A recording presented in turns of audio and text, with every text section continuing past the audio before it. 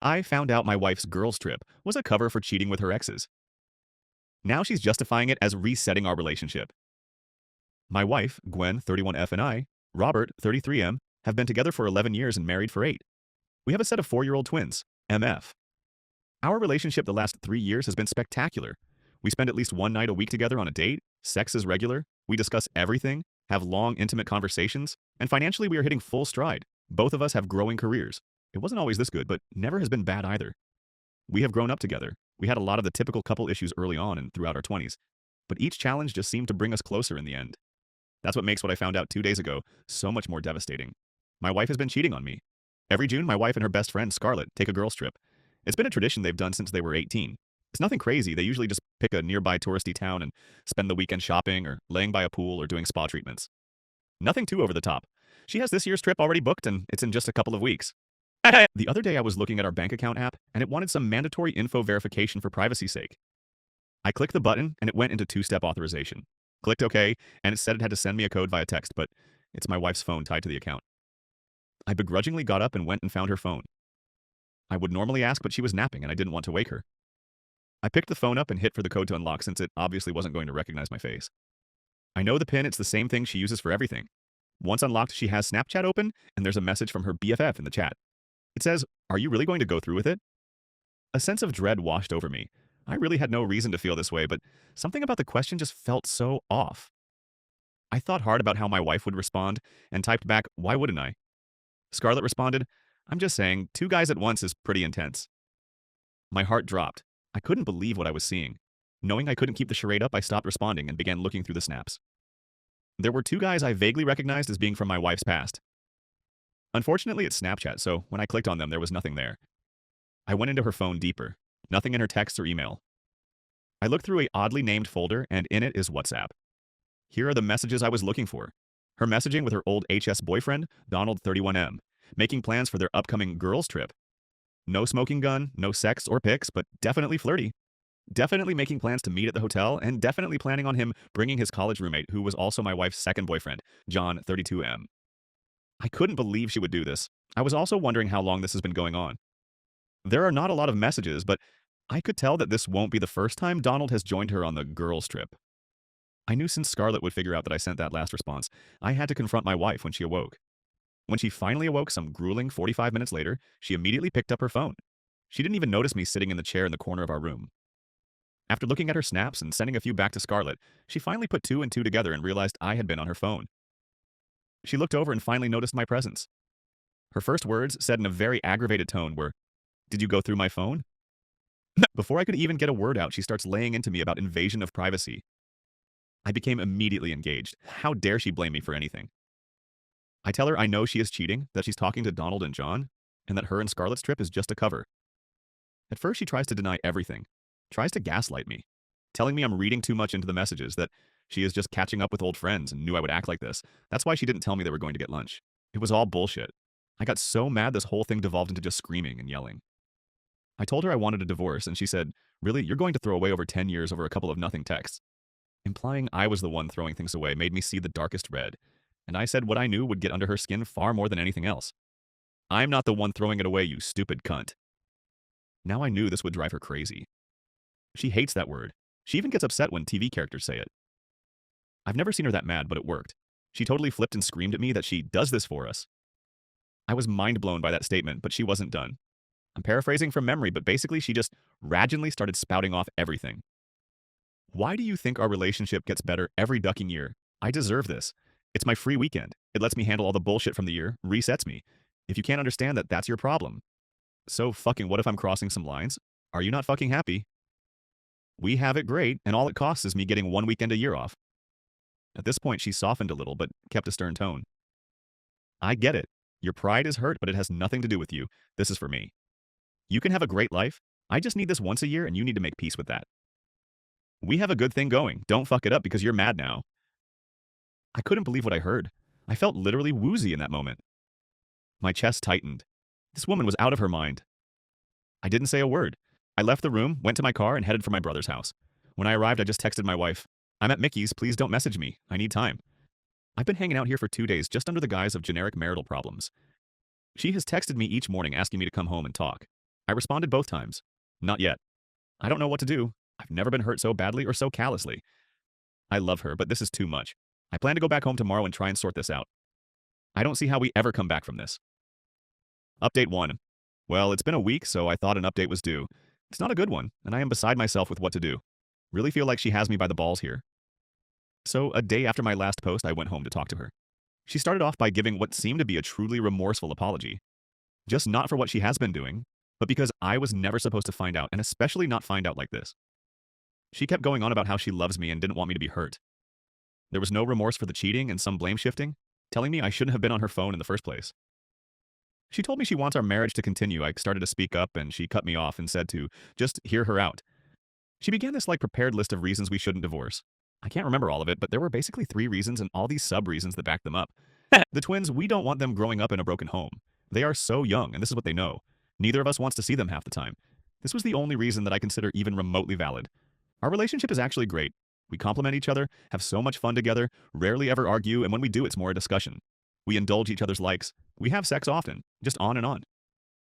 Up until a few weeks ago, I would have agreed with all this completely. I tried pointing out that infidelity kind of negates all that. This is where I could see she felt no remorse, and I could tell she believes all her own bullshit. She said the girls' trip is what makes all this possible. I was dumbstruck. She went on to say her yearly trip allows her to get all of it out her system. It's the reason she can be all these great things all year long. That anytime she feels a little resentment about something, or I'm just getting under her skin, or she doesn't feel like having sex or indulging one of my hobbies, she can always put that aside because she has this. I literally can't believe the audacity of this woman. And financial stability wasn't much just her pointing out how much difficult it'll be with us both on our own, as we live so comfortably and get to do so much because we both are good earners. Who cares? When I finally got to speak, I told her how hurt, betrayed, and insulted I was. She did tear up and apologize for hurting me, but at no point did she apologize for the actual cheating, sticking to the idea that I was never supposed to find out. I asked how long, and she said 10 years. That's basically our whole relationship. I began to ask for more info, but she cut me off again and said that talking about the past is just going to hurt more. She wants to talk about the future and what I needed to work this out. I told her if you want to reconcile, then obviously this trip needs to end. She stopped me there and said, "No, I'm not going to stop. I'm still going this year." I got pissed and yelled, "Then we are done. I'm leaving and divorcing you." This is when things turned worse. She sighed and said, "No, you're not. I didn't want to do this, but you lose if you leave. We will split custody. We will split our money, but we will also split our debt, and I have more than you. Half will become yours. The house is in my and my family's name and is a premarital asset. Also, you don't have any proof I did anything. You saw some vague messages that are now gone. I bet you didn't send them to yourself or take pics, did you? This is a no-fault state with no infidelity clauses. You're fucked. I'll be really devastated to be without you. I don't want you to think I don't love you, but I'll move on here in this house with more free time. You'll move in with your mom or brother and be miserable trying to rebuild on your own." I felt so defeated in that moment, and she could tell. I sat there just wishing I could disappear. Gwen, seeing the collapse, moved in to comfort me, and I just let it happen and didn't respond at all. She started talking again, saying, "Let's just go back to the way things were. You can keep your life. I hate seeing you like this, and we'll do everything to make you happy. You can tell yourself whatever you want for the 2 days a year I'm gone. I understand you need some time, so take it, but don't toss us away because of pride." This has been the most painful week. I don't want all this pain. I want the life I had, and I guess it's on the table. But you can't just erase it. The mind movies are brutal, and the realization that she feels no guilt, that she actually sees her cheating as a good thing, has my questioning everything. I feel like I can't even trust myself or my judgment because I'm the idiot who fell in love with this person. I'm still here at the house. She is love bombing me like never before, trying to initiate, making me meals, buying me stuff, complimenting. It's insane. I don't know what to do. Is it really possible to put this behind us, to just deal with it? I don't even know. No matter what happens, I lose, she wins. Update 2. Well, she left this morning for her girls' trip. I spent the morning taking care of the twins. We did Play-Doh for a couple hours. It's amazing how intent their little distractible brains get when you bust out new tubes and a couple of big play sets. Anyway, it was welcome distraction from the turmoil of the past few weeks, which only got worse the last few days. I still can't believe she went. It is amazing how crazy her ability to compartmentalize is. I mean, every day she is just the best mom. She also has been trying so hard to make me happy. Even when I'm a dick to her, she just says, "I know that's the anger talking, it's valid, but I won't take it. I'm going to give you time to cool off." Like WTF. She has come on to me every day since D-Day, and I'm disgusted with myself because I've given in twice. Each time I feel literally sick. Meanwhile, she acts like it was the best time ever. I am embarrassed to report I have been doing the picking me dance, trying to get her to not go. In the end, it didn't matter. She still went. To Hannibal fucking Missouri of all places for a goddamn craft fair and to get railed by her 2 ex-boyfriends. Surprisingly, I have felt pretty numb today. Like I'm finally ready to accept this is who she is. I should have accepted it last week when I finally got the details out of her about the years of girls' trips that came before. That was painstaking to do in its own right. Not because I had to drag the info out of her, no, she seemed excited to share her exploits, but because she was so determined to not give me the opportunity to have hard evidence. This woman had me put my phone in the car, then have this conversation in the shower. Like, who even thinks of that? She started off by asking if I remember when her and Scarlett went to Santa Claus Inn. I said, yeah, we had only been dating like 2 months. She said, right, nothing happened that time, or 5 years ago when I was 6 months pregnant with the twins. But every other time I have been with at least one other guy. At least? I inquired. She said, yes, at least the first few years I didn't have a plan, other than picking up a guy and bringing him back to the hotel. If he was a lame duck, I'd pick up someone else the next day. If he was good, I would keep him for the weekend. For some reason, this was actually worse than it being a full-blown affair. The idea that she was just picking up random dudes made my skin crawl. When I asked if she used protection, she said, sometimes. While disgusted, I pressed on and asked why she started cheating in the first place. She said, you remember we were having some serious issues just after our first year together. I had the trip coming up and was venting to Scarlett about it. She was having some problems with Sam, her then BF, now husband, and said we should cheat on you guys. At first I was appalled, but then she told me about how her mom has cheated on her dad forever. He just takes it, turns a blind eye. She used to get so mad at her mom, but told me one day something happened. When she was 16, Scarlett got sick at school and was sent home. She drove herself home and quietly came inside only to catch her mom in the act. Upset and crying, she asked her mom why. Her mom told her because it makes her better. Having this over her dad lets her handle all the things that she doesn't like in her life, makes her a better mom and wife, and makes her feel alive. At first, Gwen was skeptical of this whole thing and told her she didn't promise she would do it. Gwen did admit, though, the idea excited her. It wasn't until the first night that she realized Scarlett had invited a classmate to meet her at the hotel. She was going to be joining him in his room. At that point, Gwen said she had some serious FOMO, and while they were out at a local college bar, she picked up a guy. Apparently she picked right and kept him on retainer for the rest of the weekend. This is when Gwen went into a whole monologue reminding me about how she is all year long, but especially after she returns from the girls' trip. It's not untrue, she has always been super attentive and sexual for weeks after. That starts the second she gets back each year. It's crazy to think how much I used to look forward to her going, knowing that she always came back with her battery charged. Now knowing how she's charging it has me absolutely disgusted. I asked her, so how did we get to you having an affair with your HS boyfriend? She said, it's not an affair, we fuck one weekend a year and message a little bit leading up, that doesn't make it an affair. But to answer your question, after the first couple years of random guys worked out, the next 2 years didn't, so I decided to do what Scarlett does and invite someone. The first time was a client and it went great. The next year we had just gotten a hot intern at work and he was always flirty, so I invited him. The weekend was amazing, but when we got back he was clingy. I ended up having to threaten him, and I learned coworkers don't make good choices. I ended up reconnecting with Donald at our HS reunion 4 years ago. He's also married, so I knew it was safer than single guys. He had something to lose too. Don and John are still best friends. John is also married. Being with two at once has been a fantasy for a long time, so I figured why not, and just asked. I should have quit then, but I didn't. I did this pick-me dance for another week. But now she's gone for the weekend. But I'm about to be gone too. I'm not going to live like this. She thinks she has me, but what she didn't anticipate was me going numb. I might not have a plan right now, but I have time, and I will make sure she sees consequences for this. Update 3. It has been a long time since I last posted, but with as many people who offered support and advice, I felt I owed you all this 1-year update. I know everyone wanted me to just divorce and move on, and I would have loved to, but I also needed her to have consequences. It took me months of researching and planning, but when I was ready, I was going to make her pay for her callousness. I knew I couldn't do scorched earth. Between my state's laws, custody, the fact we both have good jobs, dumpster fire was going to be the best I could pull off. But you know what? Dumpster fire was good enough. I'll never forget the look on her face. When Gwen got back from her girls' trip, she tried to be her usual loving self, tried to initiate, tried to tell me about it. WTF. I played like a broken man while rejecting her. I slowly loosened up this facade, making it seem more and more like I was getting back to normal, and gradually allowed more of her affections. My whole goal was just for her to have a sense of security. I still remembered the threats she made right after D-Day, and I'll never forget her telling me I would be the loser in all of this no matter what. Well, I wasn't going to lose, she was. Her biggest flaw was complacency. She expected everything to just tick on as normal, and she was in way too much fog to even think I would pull the shit I did. My first plan was to hurt her financially. Not a ton I could do here, but I did empty our joint savings account. I then used that money to pay off my debts, notably the car that was in my name. I also hired myself a lawyer and got him to draft papers. Right at the end, I used a decent chunk to put a deposit and first months on a rental house. I figured timing everything up just right to ruin next year's girls' trip was ideal. Over the last year, I have been slowly collecting any and all evidence of infidelity I could on Scarlett, Dawn, and John. With the cat being out of the bag, my wife was so much more lax with her phone. Before, she was somewhat guarded with it, not suspiciously as I always respected her privacy for the most part, but usually she was extra guarded in the months leading up to June. Now, since she thought I was so beaten down, I guess, she would just leave it laying around when she showered or slept. This allowed me to get screenshots, pics, and send them to myself. I discovered Scarlett wasn't just hall passing the girls' trip, she was having a full-on affair for years. The two guys I got enough to raise suspicion with a concerned spouse, especially if there were other red flags in the relationship. So we finally got to the week leading up to this year's girls' trip. She was going to leave on Friday. Unfortunately for her, on Wednesday, the foreclosure notice on the house came. She came up screaming at me, asking why I stopped paying the mortgage and how this is going to destroy our credit.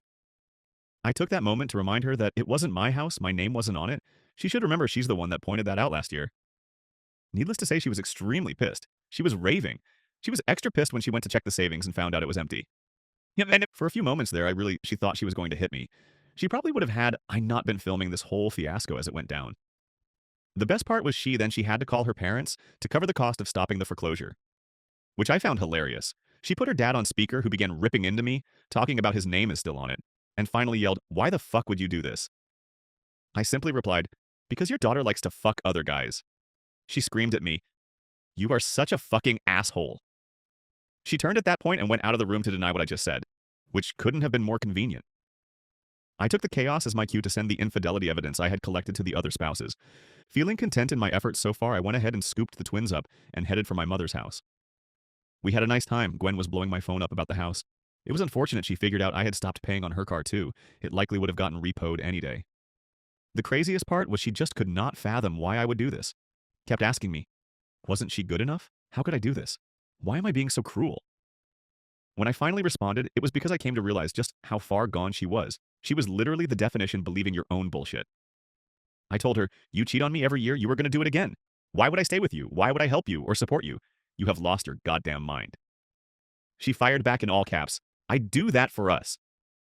I finally had my clear admission of cheating. I turned my phone off for the rest of the night. I returned home after work the next day. She confronted me right at the door. I apparently ruined Scarlett's marriage. Samuel had left and told her he wanted a divorce. I guess she is especially fucked because they had a prenup. Don't really know the details on that. Gwen had also gotten an angry and threatening call from Dawn's wife, so I guess everyone got my emails. Well, not totally sure, no word from John yet. She clearly wanted to fight with me when I got there, but I wasn't having it. I've had a year to process the loss of this marriage. I'm done. When I pulled out the divorce papers and served her, she melted into the floor, totally defeated. I had no comfort to give. I just gathered my go bag and returned to my mother's. That was a week ago. She's been begging me to come back, to work this out. She is finally promising to stop the girls' trip, but it's definitely too little too late. I got her together enough to work out a custody situation for the twins. That's really all that matters. As long as we can raise two decent humans, I'll be happy to co-parent. As for me, I feel like a new man. I got into the house while she was gone and got more things for my new house. I bought the twins new rooms with some money I had been setting aside to do so. The divorce will take time. I'm worried she will contest it, but I'll cross that bridge when it comes. For now, I'm just going to try and enjoy each day, and maybe plan a boys' trip. I can't believe 8 years have gone by. I had all but forgotten about my posts when I hit the Facebook Reels and a robot voice started reading my story to me. That got my feeling nostalgic, and I decided to give an update for you lifelong Redditors who might remember me. Donald's wife Leslie went absolutely nuclear. She was a SAHM, and when she got my email, I guess it was the confirmation of her suspicions. After initially lashing out at Gwen, I guess she realized Don was the real villain in her story. She dug in at that point and found other affairs, as well as the wazons of dollars spent on OnlyFans over the years. She got the right judge for her, and Dawn was ordered to pay alimony and child support. And if that wasn't enough, she then aired all of this on social media the second the divorce went final. It was quite entertaining. I have only the vaguest idea about what happened to John. Gwen told me all his socials went dark right after I messaged his wife. About 2 years ago, he popped up again on my friend's suggestions on Facebook. I clicked on his profile and he appeared to be single and living about 1,500 miles away. Scarlett was divorced immediately. She also cut out Gwen, blaming her for being found out. If they didn't have so many other mutual friends and acquaintances, I'd probably be in the dark, but instead have the whole pitiful story. Her prenup had an infidelity clause, so she was only entitled to a quarter of what would have been standard in a divorce. He also figured out who her AP was and outed him to his wife. That led to their divorce. Scarlett and the other guy apparently went official after this, and she ended up pregnant about a year in. Surprise. Surprise, they are miserable. He still cheats just now on her instead of with her. She has put on a lot of weight, and those mutual friends report she is just a shell of her former self, but won't leave because this has to work, or it was all for nothing. Now to Gwen. She did try to contest the divorce at first, but that didn't last long and she signed off. The whole process took about 6 months. During that time, she continuously tried to get me to stop and reconcile, but the level of delusional she had shown alone was more than enough for me to never even consider doing that. While the twins have always said she was wonderful when they were with her, I know that when she was on her own, she ended up in a pretty self-destructive cycle, drinking and partying, that often ended in her contacting me to work things out. This hit a high point when Kate, my now wife, and I went official. One night she had too much to drink and drove, wrecked her car, and had several broken bones and required extensive physical therapy, in addition to the legal issues she was now in. The wreck did serve as wake-up call and she finally started therapy. The therapy has been great for her, and she has actually dealt with her narcissistic behaviors and delusional ideals. It took a couple of years, but she actually genuinely apologized for her infidelity and recognized that she wasn't doing this for us. She has been great co-parent since, and we are pretty friendly with each other. Twin birthdays and event are often done together now without any drama. Gwen met a guy like 3 years ago and they are in a poly relationship, which was the least shocking revelation I have ever had. They got married a year ago, but she still has her boyfriend of 2 years. And yes, sometimes all of these people are at the same event at the same time. I've learned to just roll with it. Her asshole dad, Gary, however, hasn't, and has essentially cut Gwen and twins out of his life. My former MIL wasn't having it and divorced the old bastard. He is now an angry, bitter, lonely old drunk. As for me, I'm doing great. Once the divorce went final, I had every intention of man-whoring myself across the whole city. I got the apps and matched quickly with a few women. I went out with Kate, now 37F, who was in a similar recent divorce situation and was looking to just enjoy some freedom. First date went great. She stayed the night at my place. Then we ended up spending the next day together. Then kept messaging through the week. She canceled a date with someone else so we could spend the next weekend together. I ended some conversations with the other women I'd matched with. Then we both dropped the apps. Next thing we knew, we have been in a relationship for almost 8 years, married for 6 of those with a 3-year-old daughter. So while our plans of playing the field didn't pan out, things still turned out pretty well. Don't know that I'll ever update again. Thanks once more to all those who read my story, offered advice and well wishes. Who would have ever thought that simply checking a bank account could cause at least 6 divorces, a poly relationship, and me being a 42-year-old toddler dad, but I guess that's life for you.